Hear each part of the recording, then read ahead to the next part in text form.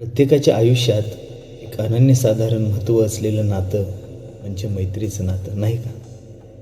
मित्र हा आपल्या घरातील सदस्य नसतो, तो आपल्या रक्ताच्या नात्याचा नसतो, पण त्याहून कमी महत्त्व त्याचं कधीच नसतं.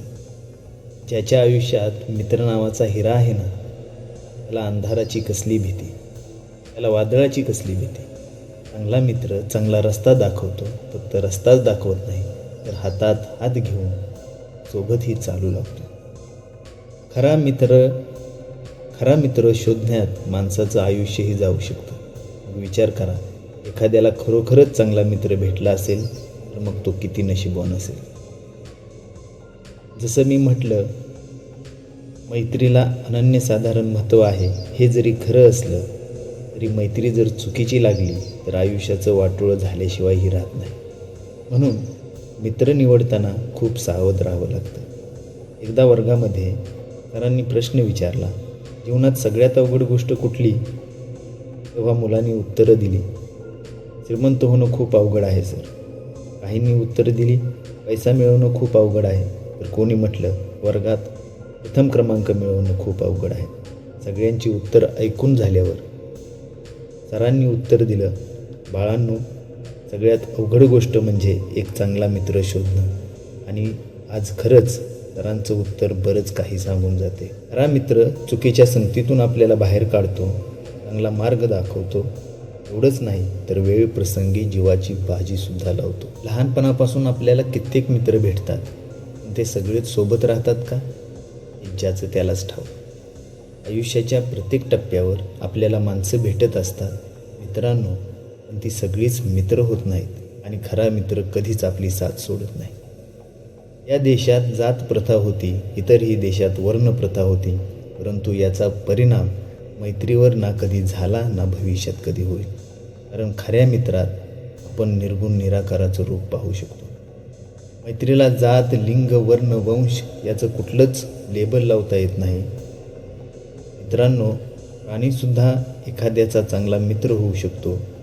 आणि आश्चर्य म्हणजे जेव्हा मालक एखाद्या प्राण्याला सोडून जातो, 5-6 दिवस बाहेरगावी जातो, तेव्हा ते प्राणी खाणं पिणं सुद्धा बंद करतात. बघा, एवढी ताकद या मित्र नावाच्या जादूत आहे. मुक्या प्राण्यात सुद्धा प्रेम भरणारं इंजेक्शन म्हणजे मैत्री आहे. आजकाल बघा, आत्महत्याचं प्रमाण खूप वाढलं आहे. आत्महत्या खूप स्वस्त झालेल्या आहेत. रोज पेपर वाचायला घेतला, त्यामध्ये 2-3 आत्महत्या ह्या ठरलेल्याच. सेलिब्रिटी असतील, त्यांच्यासुद्धा आत्महत्या ठरलेल्याच. याचं कारण कधी शोधण्याचा तुम्ही प्रयत्न केला आहे का? याचं कारण एकच आहे मित्रांनो, त्यांच्याजवळ एक मित्र नाही, त्यांच्याजवळ एक सखा नाही, त्यांच्याजवळ मनातील गोष्टी बोलण्यासारखा एखादा व्यक्ती नाही. संख्या खूप आहे, मात्र क्वालिटी नाही. आणि इथं क्वालिटीचे मित्र लागतात. दिखाऊपणाला इथं अर्थ उरत नाही. लहानपणी किती खोड्या करायचो, शाळेत असलो काय किंवा नसलो काय, मैत्री मैत्रीच्या ठिकाणी जिवंत असते बरं का.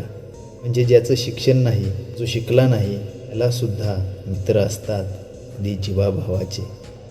आज कोट्यवधी रुपये व्यक्तीकडे आहेत, पण मित्रांनो, लहानपणी मित्राने दाताने तोडून दिलेल्या अर्ध्या चॉकलेटची गोडी खरेदी करणं अशक्यच ना. शाळा सुटल्यावर खांद्यावर हात ठेवून येताना मजा येते किती. मित्राला मारलं म्हणून शिक्षकांना सुद्धा पाठीमागे शिव्याशाप देणारा मित्र अजून आठवतोय. गृहपाठ एकाचा पूर्ण असेल तर दुसऱ्या दिवशी गृहपाठाच्या वहीवर राज्य फक्त मित्राचंच. मग शाळा भरायच्या आत त्याने तो गृहपाठ पूर्ण करून देणं ही जबाबदारी दोघांची, नाही का? काही मित्र पाठीमागे मित्राची निंदा करतात.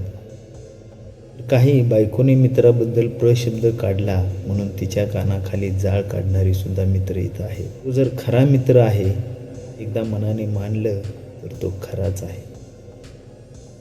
मित्रांनो, या जगात कुठल्याही नात्याला आपल्याला घट्ट पकडून ठेवता येत नाही.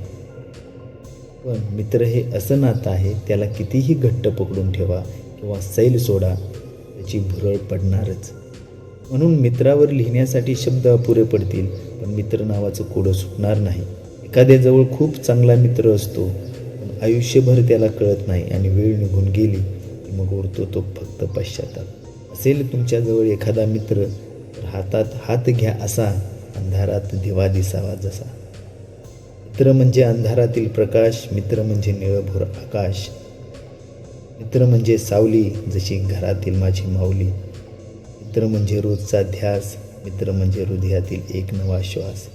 विचार करा, नसेल मित्र तर शोधा आणि असेल तर जपून ठेवा.